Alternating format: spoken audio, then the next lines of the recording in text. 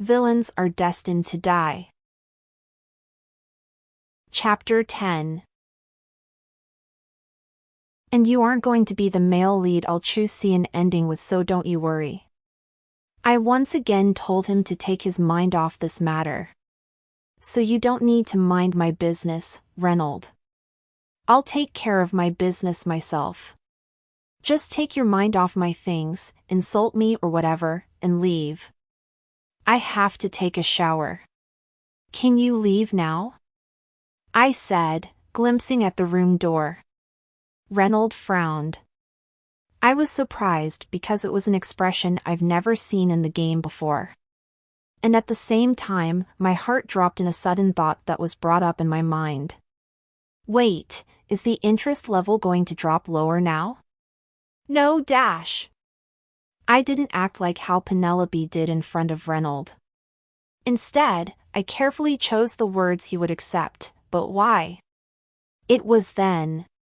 The empty gauge bar above Reynolds' lovely pink hair started to sparkle. What the? My mind went blank. Why did it just rise? It rose 6% at that.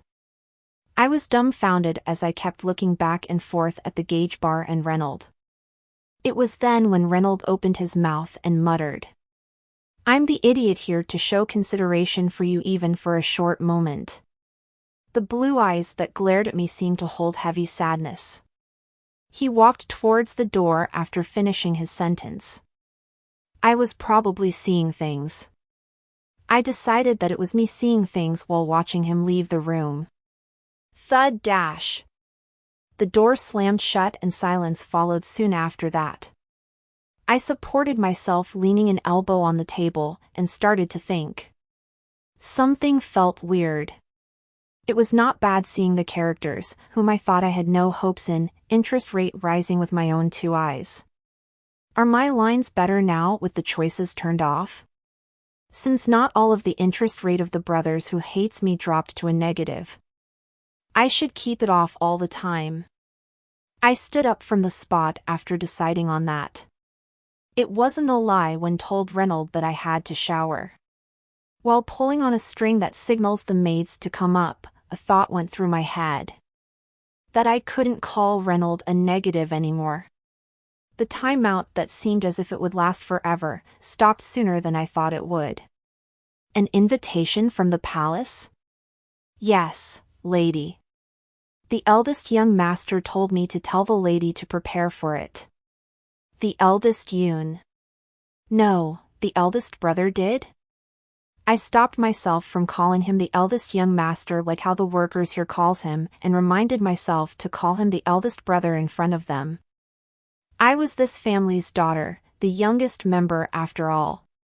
Anyways, to think Derek actually told me to do so. He didn't tell me directly, but this meant the end of my timeout. This is the invitation, lady. Emily handed me the invitation in mannered way.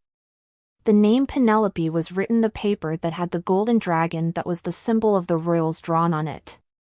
The second prince's birthday ceremony. It was tomorrow. I should hurry and prepare for it. Even while muttering that, I still didn't feel so glad that my timeout was over. The days were so nice during the timeout without having to face the two brothers and being served well by Emily. Basing on the game plot, Derek, Reynold and I would continue to intervene with each other's business. Wait. I was thinking about the events that will occur in the future when a sudden thought interrupted. If I'm going to the palace, then I might see the crown prince. No, not even might, it's certain. There wasn't a scene that showed Penelope going to the palace, but I was sure about the fact that I'll be meeting the crown prince because it was the first episode of the crown prince route. I subconsciously screamed as I remembered the illustration where the crown prince sliced Penelope's neck multiple times. No dash. Lady? Emily looked back at me in surprise. I mustn't go. Should I just say that I'm sick so I can't go? That was the only choice left if I were to avoid that crazy brat.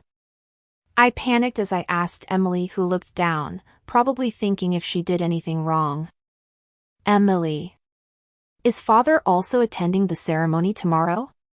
His Grace is busy with work tomorrow, so the first young master is escorting the lady there. Shoot. Subscribe, like and share for more chapters and novels every day.